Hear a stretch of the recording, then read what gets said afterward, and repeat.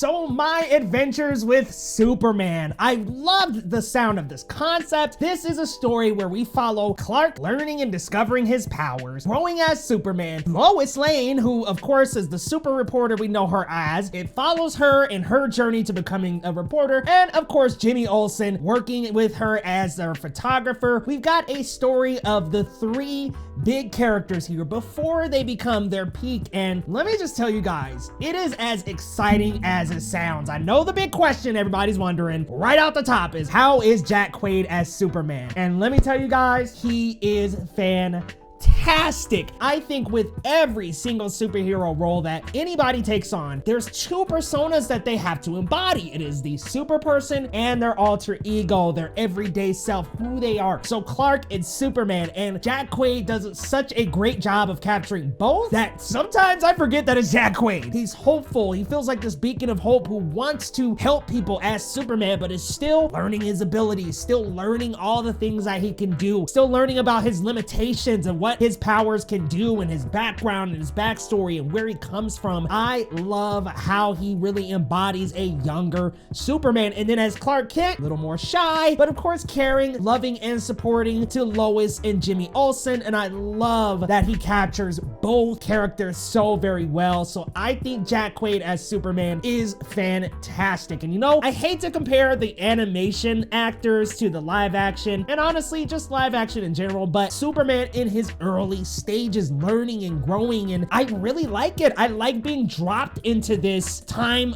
frame of Superman that we don't explore as much on the big screen or on the silver screen. So I'm so happy to explore this version of Superman. I think he looks cool. He's got a cool haircut, especially when he's Superman. I don't know, his Clark Kent's hairstyle's a little dorky, but I really like the Superman haircut. And again, that beacon of hope, that big blue Boy Scout, we're really seeing the development of that character and that personality. We're seeing him come into the confidence and really learning more about his strengths and weaknesses. Really enjoying his performance thus far. Alice Lee is Lois Lane. Listen, I'm gonna be real. I know this is going to be controversial, so get ready.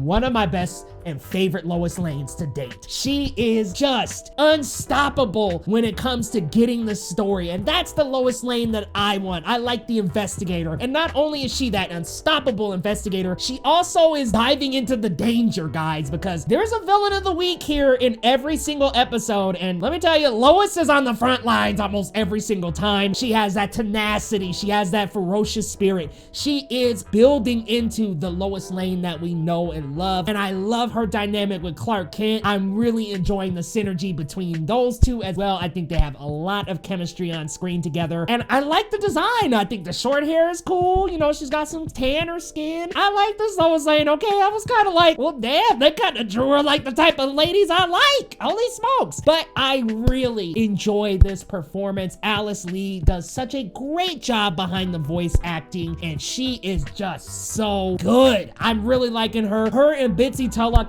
gotta be my favorite Lois Lanes thus far. Love the increase in her screen time, of course, because, you know, most Superman media, the main character is Superman, and that's the deal here. However, we do get to explore more Lois, and let me get to this guy, Jimmy Olsen, guys. This is a character who is a photographer at the Daily Planet. He is just kind of there, hanging out. He's a photographer. He's a side character of the Superman mythos. But I love how much more included he is here. He's Superman's roommate, so we get a lot more of him with that trio. Voiced by Ishmael Saheed. He does an excellent job as this character. Of course, just as ferocious. Of course, just as curious about the story as Lois and as Clark, and just as on the front lines, ready with that camera, y'all. He be ready too. And of course, I love a black Jimmy Olsen. We got a black main character. Love it. Love to see it. It is an excellent character design in my opinion. And I really love the designs of these characters, of the world. It does have that anime-like feel. And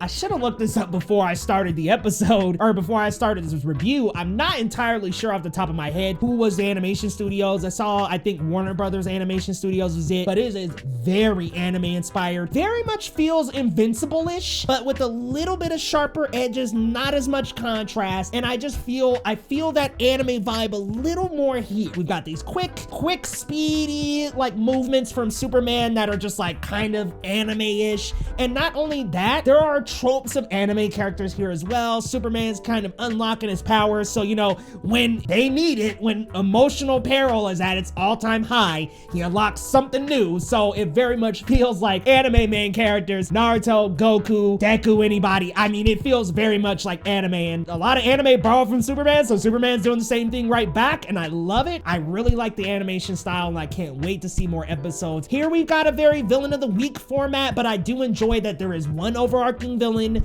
who is probably gonna be a twist villain by the end of the season. I have a hunch on who it is, but I can't say, y'all, no spoilers, but we've got villains of the week in these episodes. I don't think I'm allowed to say exactly which villains pop up, but if you are a Superman fan, you will absolutely enjoy the villains that they use here. They changed some designs, used some new designs and some more modern designs for these villains, and I really love where they go with some of them. And there's a small exploration of a multiverse. That's all I'm gonna say. That's all I'm gonna say, because I can't spoil too much, but we do get a little peek into a multiverse, and I love what they do with that. I think I know where they're going, so I love that. I've only seen the first 7 episodes, and there's gonna be 10 this season, so I haven't seen the whole season yet, but what I have seen, I've really enjoyed so far. From the art style, the animation, the voice acting is incredible. Jack Quaid, Alice Lee, and Ishmael Saeed do a great job together. Their chemistry is so good. Love the inclusion of more Jimmy Olsen, more Lois Lane,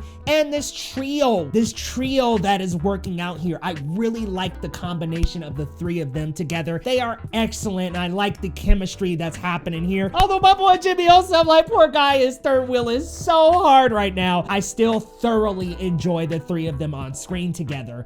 Now, one gripe that I did have was that I feel like the episodes feel a little too short. I almost feel like they cut off and they kind of rush to get to the ending sometimes. So sometimes the story that's developed throughout the episode is maybe not as well developed as I wanted it, but there are some overarching plots going on here that we still follow episode to episode. So I dig the format of like, yes, we get a villain of the week, but at the same time, there's this through line of a solid plot happening every single episode. But I think maybe we could have did like 40-45 minutes an episode. I don't know. They just feel a little short. And then honestly, it doesn't feel mature at all.